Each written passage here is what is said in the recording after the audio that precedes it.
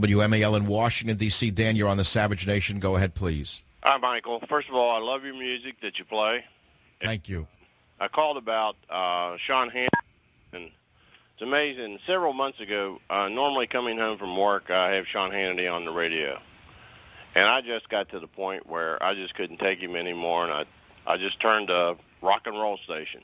And I just don't listen to him anymore. If I see him on MSNBC when I'm surfing, I go to another station. My wife asked me the other night why I'm doing it. I just said, really, he just doesn't have anything to say. I mean, he takes 1 or 2 points and he just hammers them on the whole show. He's really not reflective of what really the issues are, and I think that's the reason he's losing favor. And I think, look, I could spend a lot of time, and I appreciate your call. I mean, I don't want to sit here and bash Sean. He's in trouble as it is, and I don't need to, kick a man when he's down. The fact of the matter is, all those who predicted my demise were wrong. All those who have been counting on me disappearing were wrong. All those who were in his camp were wrong. And here I am. So now I have to make the most of it. It's that simple. But, there's a reason for this. He's a much younger man than I am by probably 20 years. I don't really know, 20 years maybe. And I'll tell you this. No one on earth can do a radio and television show every day. Nobody on the planet. If Moses came back and he had to do an hour of television at night and a 3-hour long-form radio show, Moses would have said, you know what, God? You can take this desert and keep it. He wouldn't have done it. He said, you can take here's the keys back to the Red Sea. I don't want to part it.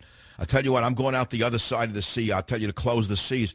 Nobody could do that every day and survive. It's so draining, it's beyond belief. So what I'm saying is this, and you got to hand it to the Leprechaun. The Leprechaun flopped in radio because he was trying to do both, and he was basically using radio as the cheap cousin of the TV show to promote it. Look, the Wallbanger uses his radio show as a vehicle for his TV show, ad nauseum, and to plug his friends' books. How much can you listen to that? So that's number one.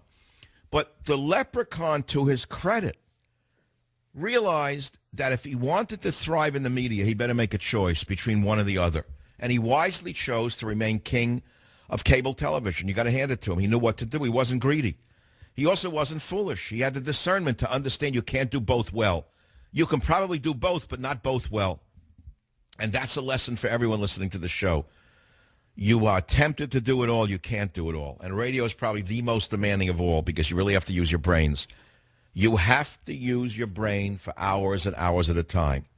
You're only one sentence away from disaster, if not one word from disaster. You don't have any makeup. You don't have any cameras. You don't have any suits provided by Hart, Shafter, and Marks for free. Ties provided by Gucci for free. Shirts provided by Barney's for free. I never saw anything like it. I mean, a guy who makes millions of dollars has to schnurr a suit. That's one thing I don't understand about the Leprechaun. It must be the lean years that are still operational. It's like a lot of rich guys I know. They can't get enough of the freebies. No matter how much they make, they want a sandwich in a limousine on the way home from the wake, to put it to you that way. So anyway, he was smart enough to walk away from radio and say, who needs it?